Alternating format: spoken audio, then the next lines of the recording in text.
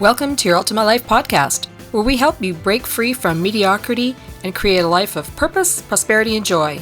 Get your free video series at yourultimatelife.ca.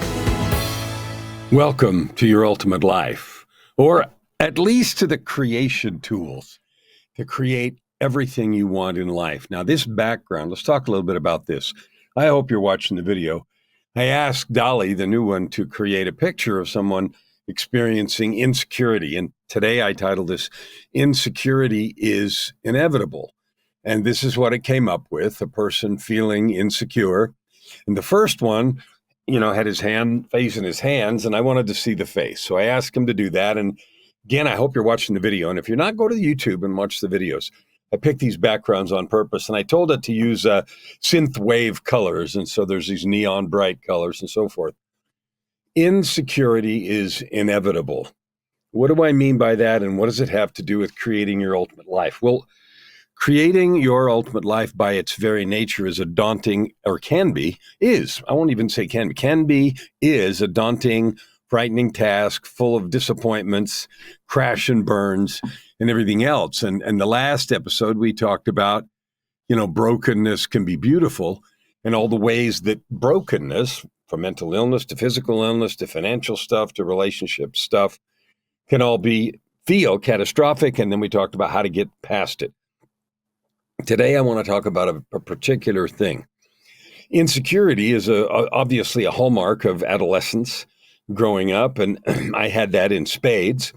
I wore weird, dark, black horn-rimmed glasses, and I broke them periodically, and rather than buy new ones, my dad fixed them they were black glasses. So this is funny.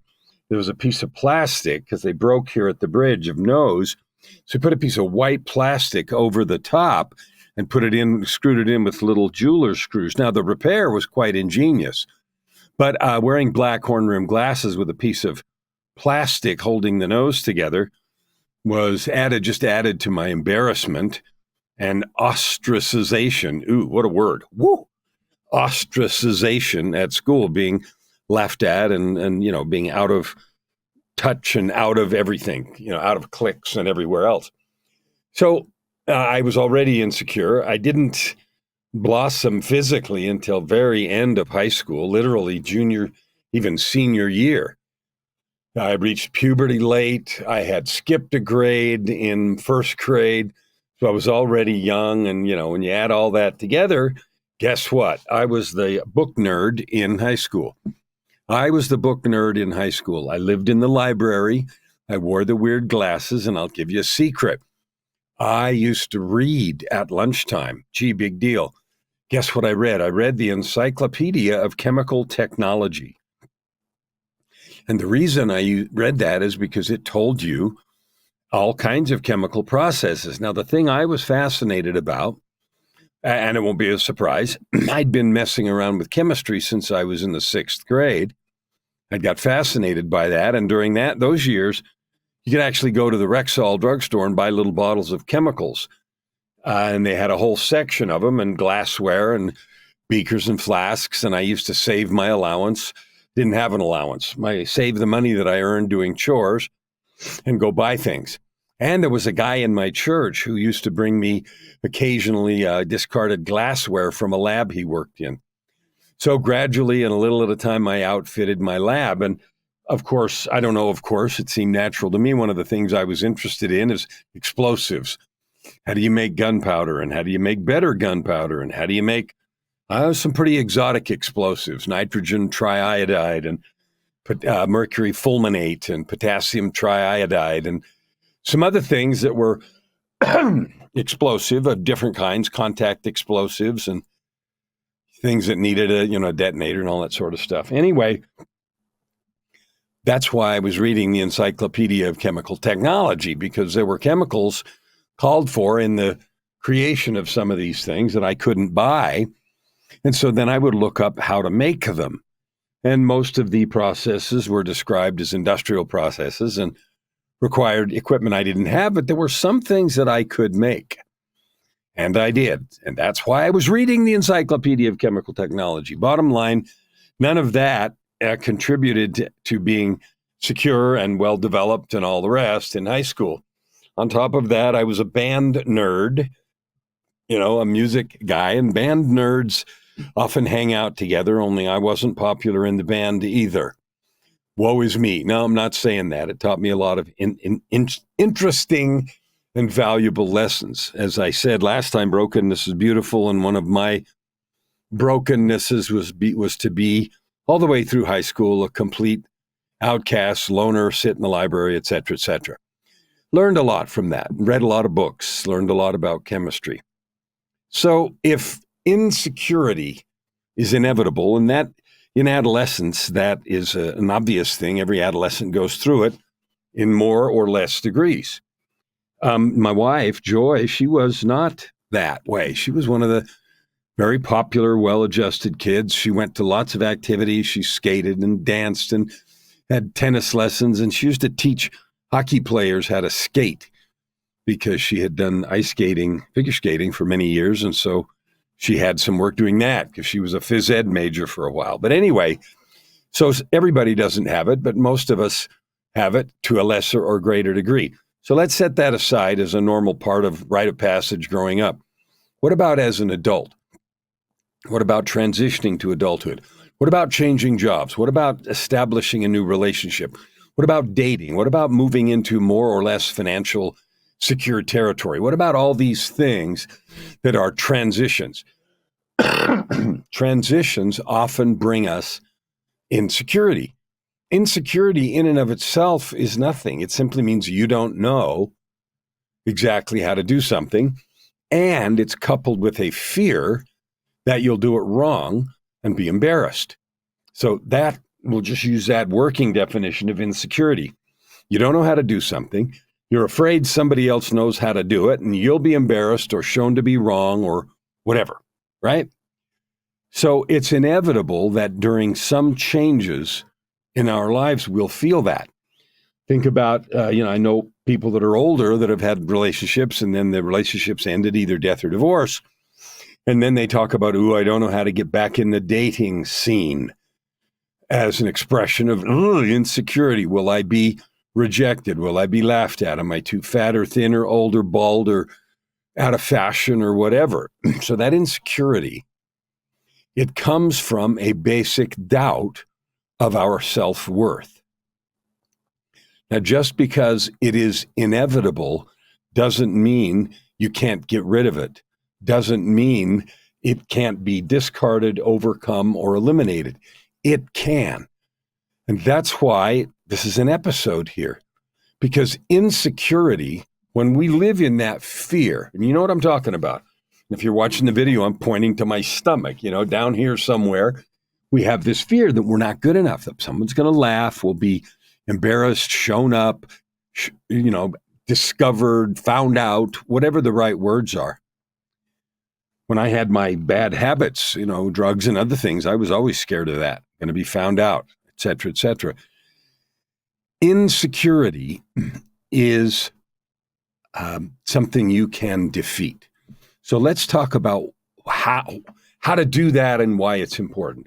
When we're struggling with insecurity, we don't perform at our best. We fumble, we forget. Think about giving a speech. Toastmasters is an organization devoted to helping people not only learn to speak, learn how to structure a talk and deliver it effectively and tell stories well and everything else. It's also designed to give you enough experience to overcome insecurity or fear of public speaking. Now, that is a powerful tool when you learn how to present at work, present in public, speak in front of an audience. You've developed a powerful skill. I went to a seminar once, been to many seminars, but I went to one put on by Bo Easton a couple of times, and he's a world-renowned speaker and teaches storytelling really well. I also had a client who was a world-traveled speaking professional. And one of the things I had him do also was review some talks for me. And he was really, really good. And I went to a storytelling seminar at his house for several days many years ago. And that was also very valuable. So insecurity is a temporary condition. You don't have to stay insecure. The only question is, are you willing to take the actions required to get it out of your system? What are those actions? Well, getting the right help is the first one. If I don't know how to do something and I just stand there and I just keep trying to do it without knowing how, there's a high likelihood of repeated failure. There's also a high likelihood of discouragement. When I learned to ski, I was 40, and that's kind of late. And so I had a lot of habits in my posture and standing and movement, and didn't start very well, but I had someone that could instruct me when to, bend down, when to lean, how to lean into it, how to be more fluid. And so that allowed me to learn to ski and get rid of the insecurity. I remember getting off the lift to start with, watching other people do it as the lift came up and watching them just glide off. And then I would get up and try to glide off, and inevitably I was on my face and had to scramble to get out of the way of the next people exiting the chair behind me. Now, fortunately, with some good instruction and lots of practice, that got over with in a few weeks. So that insecurity disappeared. A lot of it is in our heads. Our bodies and minds can learn faster than we think. Our conviction in our hearts that I can't do this, I'm a failure, I suck, that gets in the way of our ability to learn. Simply knowing that already gives you an advantage. I realize I'm experiencing something every single person doing a new thing can experience. I can learn this. Millions of people have learned it before. It doesn't matter what it is. I can learn this. Second, I've got some good instruction here. I know this person can do it and they can help me. So insecurity can be overcome. Get help and start to practice. Now, what else can we learn about this? Insecurity is not real. I'm not saying the feelings aren't real. Of course they are. They paralyze us. They cause us to be stupid, forget our lines, forget what we were going to say, make a mess out of a presentation or out of inviting someone on a date or out of asking for a raise or whatever else might be happening. Another powerful place that I see this show up all the time is in my practice over the years. I've had lots of coaches that are coming to learn how to market and sell the skills that they have as a coach. And most of those come from insecurity. And so they're coming, as they should, to get the kind of help, demonstration, modeling, and practice that they need to overcome that. But insecurity itself is just a feeling. You can't bring me a cup of insecurity any more than you can bring me a cup of fear. You can bring me the consequences. I blew the presentation. I fumbled the talk. I messed up the close and lost the deal. Those are the consequences. All right, another way to look at this is in the context of boundaries. Boundaries are simply the limit. Now, if you have a yard, I had a house in Boise, Idaho, and I lived there in I think it was 95 through 97, which is many years ago now, but it was a half acre, a little bit bigger than most houses, and it was a fence all the way around it. And so that fence represented a boundary. Now, there was no drama associated with that boundary. The canal ran behind the subdivision, and there was a gate in the back fence, so you could get out and walk along the canal, and the fence was there to separate properties. All the properties in that subdivision were about a half an acre and separate us from the canal. So there's no drama about that boundary. Okay, so what am I saying that for? Well, insecurity represents a boundary that we think we have. So we have a boundary to our knowledge or our experience. We have a boundary in our skills. Now, I wasn't afraid of the fence. It's just a boundary. But when we look at our skills, what we know how to do, and we approach a boundary, then we get afraid. We bring up a new thing that's not associated with the boundary. The limit of my skill in singing is the limit of my skill in singing. That is a boundary. I don't have any fear or embarrassment or negativity associated with that unless, and here's the key, if I'm trying to sing something. It's going to be a performance, and it's going to be in front of a bunch of people. And I'm afraid that the song or the performance will challenge my skill. In other words, it's at or slightly beyond the boundary. Suddenly, fear comes into play. Now, I'm suddenly afraid of this boundary. The boundary isn't just the limit of my skill anymore. It has become a dragon. It has become a monster. It has become a beast that's going to eat my lunch, rip my heart out, and leave me bleeding in front of the audience in my mind. That doesn't need to be that way. That only comes because we combine this boundary with a fear of what someone's going to think. Oh, they're going to laugh at me. They're going to think I'm stupid, et cetera, et cetera. And suddenly that boundary becomes a brick wall. It becomes not only a brick wall, but a brick wall with iron spikes sticking out of it, against which I'm going to be thrown and impaled and bleed out my guts and life there impaled on this brick wall.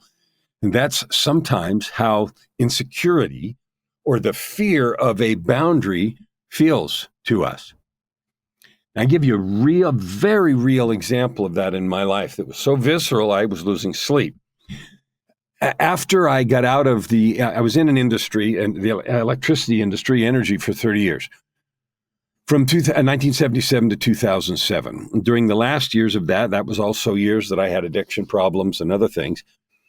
And so those addictions, I didn't get arrested or anything, and that wasn't why I left the industry. Nevertheless, I had these skeletons in my closet, and I was terrified, mortally terrified, that people would find out what had been going on and everything, all the bad whatever that I was, right? About a year and a half or 2 years after I left the industry, I was asked by a conference organizer to come back and give a keynote speech at a large conference of several hundred people. I was going to be the keynote speech at this 3-day conference. And I was terrified. Not because I didn't know how to talk. I'd talked a lot and spoken at lots of keynotes and conferences, especially about this topic, this industry I'd been in for 30 years. You know what I was afraid of? Somebody is going to know some of the hidden stuff. I'm out of the industry. I've been gone for a year and a half, but somebody's going to know, and they're going to say, and when I get up there to talk, they're going to start throwing things, books, pencils, tomatoes, razor blades, I don't know. But the fear of that moment was so powerful and so visceral, I couldn't sleep. So I had a coach at the time, and I've had many, many, many coaches. And as I mentioned in the beginning, getting the right help is important. That's one of the things I love about coaching. I'm offering you help to get your ultimate life, purpose, prosperity, and joy. That's all I do. My mission is helping 250 million people this year, and that includes you listening right here, right now. Can I help you? I've been through every one of these challenges, this insecurity and fear. Anyway, back to the story. So I had a coach at the time, and I was on a coaching call, and I told him what was going on, and I was terrified out of my mind and losing sleep about the speech. And again, not about the topic or anything else, but about this occurrence. And he wisely asked me a question. He said, well, okay. He didn't argue with the unreasonableness of my fear or anything else. Just said, okay, what's the worst thing that can happen? And I hadn't really thought about that. I thought the absolute worst thing that can happen. Well, I didn't actually believe that they would kill me. I didn't actually believe in any way that there was going to be bodily harm involved. I didn't believe that there were any legal or police or arrest possibilities. So that was off the table. What was the worst thing? And as I thought it through, I realized that the worst thing was that people would not pay attention. Then they would start heckling. Then they would ridicule. Maybe they would throw things. The very worst thing, throw food or tomatoes or even bricks. And so I described all this. And as we talked it through, we kind of summarized all that and said, okay, the worst thing that can happen is they jeer and chase me off the stage with pitchforks and torches. And I used that imagery because, the French Revolution nighttime thing, mobs are going to lynch somebody. So chase me out of the room with pitchforks and torches. And that felt pretty visceral and pretty real. So anyway, we just went on and he said, okay, cool. Let's assume that happens. And I thought, wow, I hadn't really thought about it. I was just terrified. Let's assume that happens. What would you do? And I thought, okay, what would I do? Well, I'm not dead. I've been chased out of the room with pitchforks and torches, so the conference is going to go do whatever it does, but I'm going to be gone. I said, well, I'd go back to my hotel room because this was in another city, another place. Actually, it was in another country. So I'd go back to my hotel room, and he said, then what would happen? Well, then I would get on the plane and return home. Then what would happen? Then I'd go about my life, and as we talked it through, it became really clear that this insecurity, this imaginary horror show, in the long run, wasn't really going to do anything. I wouldn't get asked to speak anymore, at least at those conferences, and, that kind of thing. That would end. But nothing else really would, there wasn't any drama here. Anyway, walking through this with a skilled coach helped me see that this insecurity, this fear, this boundary that I was banging up against, not about my skill or ability, but about what I thought people were going to think. What I think others think, WITOT, W-I-T-O-T, what I think others think, was literally eating my lunch and making me suffer from insomnia for a few days. So I thought about that and I thought, you know what, I can do this because it doesn't matter what the worst thing is and it doesn't matter even if it happens. Now that's just an example of handling an insecurity or fear. It's also an example to demonstrate that it's not real. I mean, the feeling in my stomach was real, the insomnia was real, but nothing else was a real thing. It was all a construct in my mind.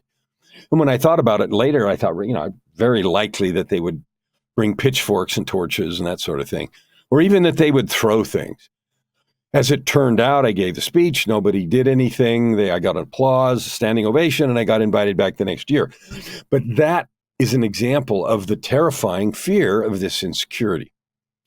Now, while I tell that story, and as you think of it, I want you to think of an example in your life where you have taken an insecurity and exaggerated it to the point that it's debilitating, getting a raise at work, giving a presentation, having a difficult conversation with a spouse or a friend or a business partner, doing the marketing outreach, cold or warm calling, doing social media posts in service of your business, whatever it is, handling a difficult situation where you've got an unhappy customer, prospecting, marketing. Where is it that this inevitable insecurity, and I say inevitable because we perceive boundaries, and when we bang up against a boundary we think is going to have consequences, we have fear and we have insecurity. Fear is not real. Insecurity is not real. It's all a construct of your mind. So just listen and live in that truth for a minute. So if we construct that in our mind, we can deconstruct that. Deconstruct that.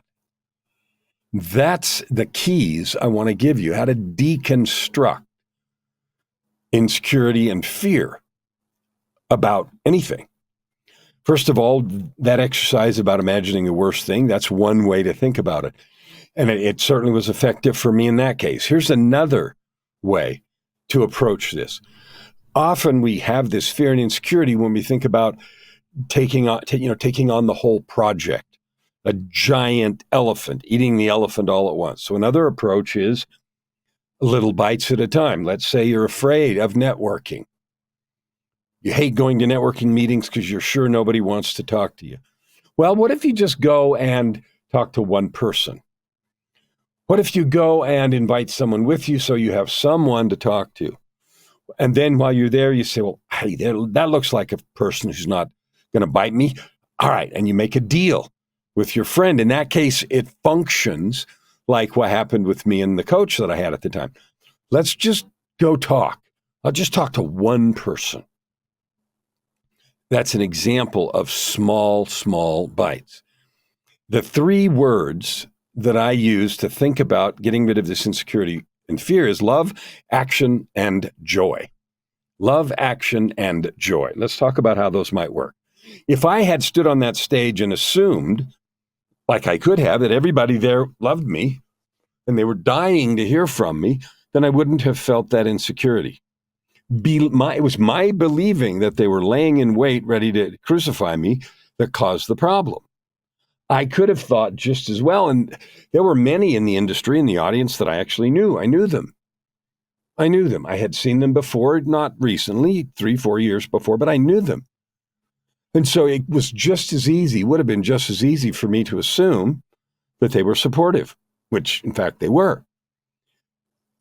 In a networking situation, which is one that I help people with a lot, you could assume that everyone in the room wants to talk to you. After all, they're there to network too. The fear comes when you think you're trying to sell and they're trying to sell and there's this conflict, et cetera, et cetera. So change the game. What if you're there to listen? What if you're there to love? Explore playing with the emotion, the feeling, the choice that you go in there with. Insecurity comes when you're focused inward. They're going to think I suck. They're going to think I'm stupid. I'm not good enough. I'm going to stumble. If you turn that around and don't think about yourself at all, but think about how can I serve this person? Well, the first answer is going to be, I got no idea. I've got to ask a few questions before I have any idea how I might help them or bless their lives or do anything. So that's one thing. Examine the emotion that you're starting the situation with and make some changes. Play some games. Remember, the worst thing that can happen to you isn't anything. As in my case, I was going to, leave, go home, and my life would go on. The worst possible thing is not actually going to affect you. You're not going to die. You're not going to get run out of town on a rail. Not going to happen. All right. The second thing you can do here is incremental action. Now, I alluded to that in the networking situation. Go talk to one person. Incremental action also includes how you prepare yourself. Now, the Olympics are, this year. I'm recording this in 2024. In July of 2024, the Olympics are coming very, very quickly. Action is required of anyone who wants to get good at their sport.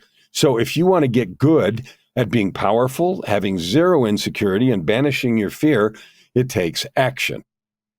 Action is best accomplished when you have a good coaching framework. Every single person going to the Olympics or any other high-level competition takes advantage of the wonders and blessing of having a good coach who's on your side, who wants you to win, and who's there to help you with encouragement and help about what to do differently so you can succeed. One of the best things I've ever gotten from my coaching arrangements is what I call game film, a chance to review after the fact what went right and what went wrong. We just finished the Stanley Cup final for 2024. The Edmonton Oilers, my hometown team here, was in the final and they lost in Game 7.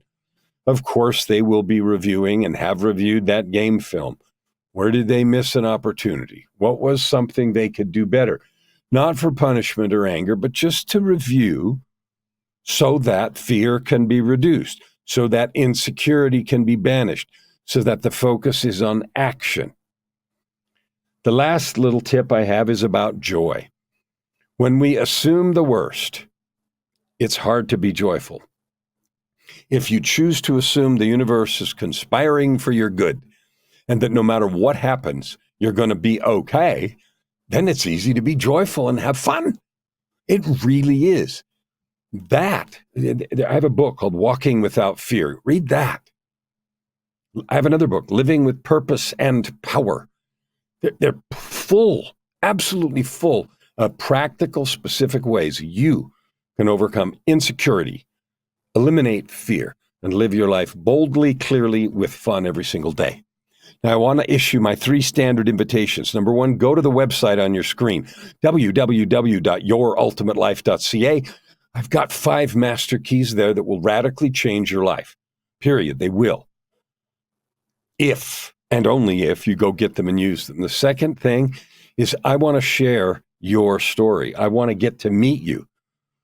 I'd love to have you reach out and have a conversation. I want to hear your trip through life. How are you managing your fears and insecurities? How are you relegating them to the back bench so you can move forward and create the results you deserve? The third invitation is if you know yourself or someone who should share their transformation story. I want to meet him. I want to hear about it. I want to know. You're invited.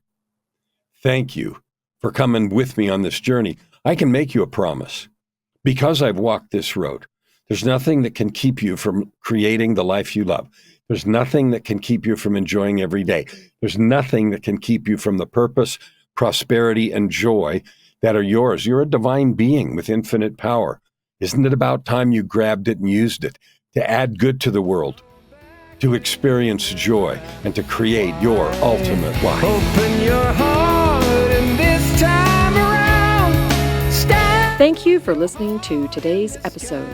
We hope that you take it deeply into your heart and decide for yourself how you can create anything you desire. If you like what you heard, please subscribe to this podcast and share it with your friends.